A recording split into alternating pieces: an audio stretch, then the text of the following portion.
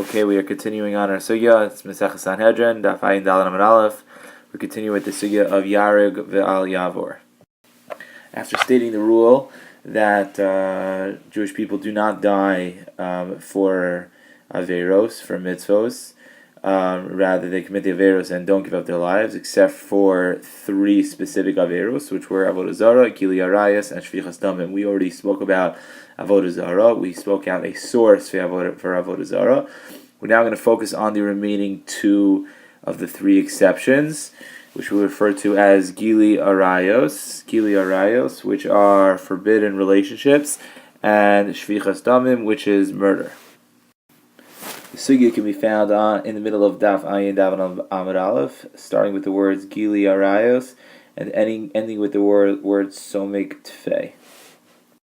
Okay, says the Gemara, gili arayos v'shvichas damim, right? The averos of gili arayos and shvichas damim, meaning if a person comes over to someone else and says commit gili arayos or murder another person and I won't kill you, what should a person do? Kidi Rebbe, right? We go like Rebbe. What does Rebbe say? Well, Rebbe says Tanya. It says in the Brisa, Rebbe says, Ki kasher yokum ish are'eyu urtzacho nefesh kein hadavar zeh. Rebbe is quoting a pasuk in Dvarim Perek Chaf Beis, and a pasuk that should be familiar to everybody because we already discussed this pasuk in the previous sugya.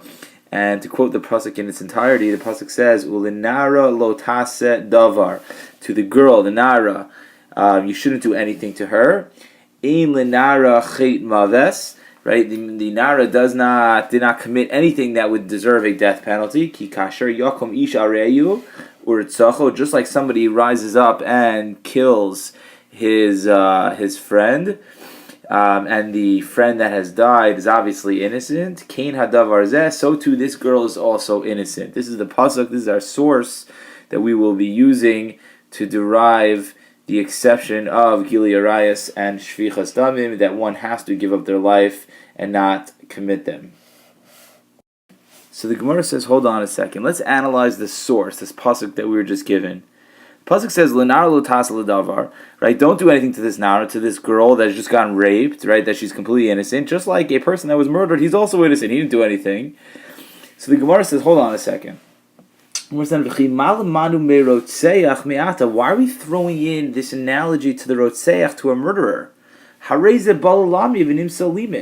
There's no reason to talk about a murderer. The pasuk itself already says, "Ulinara lo taseh davar," right? Don't do anything to the nara, to this girl. She's completely innocent. So why does it have to bring up this analogy? Just like this man that was murdered, this murder victim is also innocent. So too she's also innocent. What's the purpose? It seems very redundant. So the Gemara says, "Hareze balalamid." It seems that the case of murder is going to teach us something about the case of Nara Murasa, but really the case of Nara Murasa is going to teach us something about the case of murder. So now that we know that the reference to murder is extra in this pasuk, we don't need it to teach us that this Nara is innocent. The Gemara is going to try to figure out what these words, what this reference to murder is coming to teach us. And the Gemara is going to say we set up a hekesh. A hekesh should also be familiar to you because we've discussed a hekesh before. The Gemara says makish rotzeach lanara. We are connecting makish rotzeach lanara. We are connecting the rotzeach, the murder, the case of the murder, to the nara hamurasa. Right, we're connecting these two cases. Ma nara hamurasa nisein latzila benafsho. Just like this is like last sugya. Again, just like by nara murasa, you're allowed to kill the person in order to prevent him from raping this engaged girl. Af rotzeach nisein latzila benafsho. So to a rotzeach, when you see a person going to murder another, you are allowed to prevent that person from doing so by killing him first. Again, this stuff we already know from the previous sugya, but we're mentioning this because this is included in the brisa that we need to learn out our source. However, on the flip side, now that we set up this hekesh between a nara murasa and the case of murder, now we have this connection. Now we can go either way. We can learn things from nara to the case of rotzeach, and from rotzeach now back to nara. So the Gemara says, just like we were able to learn out something from Nara to Rotzeach, now we're going to take something from Rotzeach and use it to teach us something about Nara. So says the Gemara, Umakish Nara Murasa LeRotzeach. We also connect Nara Murasa back to the Rotzeach. Ma Rotzeach Yahroג Ya'בור. Just like when it comes to a Rotzeach, a murderer. If a person tells you to murder somebody else, you yourself have to get killed, and you're not allowed to go ahead and kill somebody else. Af Nara Murasa. So too, by the case of Nara Murasa, Tehareg ve'al ta'avor. You have to be willing to give up your life and not commit an adulterous act with an engaged woman. So you see from here, we're creating this hekesh, this connection between murder and Nara Murasa. I was saying, just like by murder, you have to be willing to give up your life, so too by Nara Murasa, which is in the category of Gili Arayos, you also have to be willing to give up your life.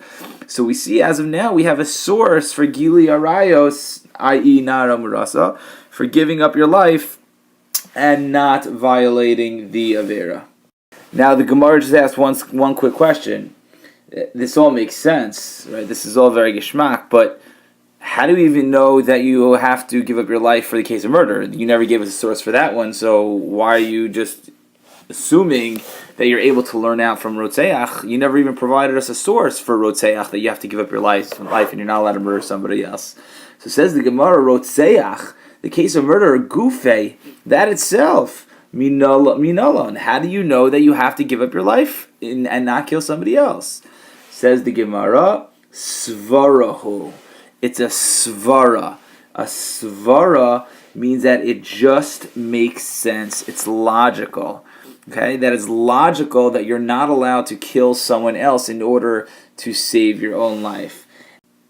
And you don't even need a proof. It's just logical, and that's going to be our source for Rotzeach, and we'll prove it to you in the following case. So the Gemara provides for us the following story. Says the Gemara, this guy came in front of Rabbah, and he said to him, Rebbe,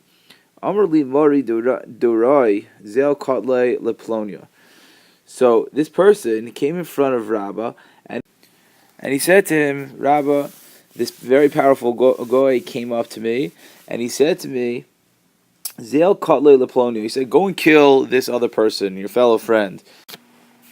V'ilo, and if you don't go ahead and kill him, Katlino Loch, I'm going to go kill you. So Rabbah says, Amar le likatluch v'lo tikto. So Rabbah responds and he says, you have to allow yourself to be killed, and you're not allowed to go ahead and kill somebody else.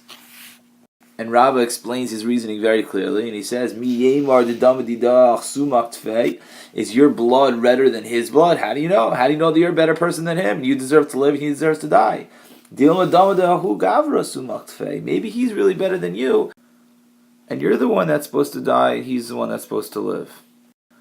So we see from this story, from Rabbah, that one is not allowed to go ahead and kill somebody else, even if their life depends on it, because we don't know. Maybe that person deserves to live and you deserve to die, and we don't know, and therefore, a person needs to be willing to give up his own life for the life of another Jew.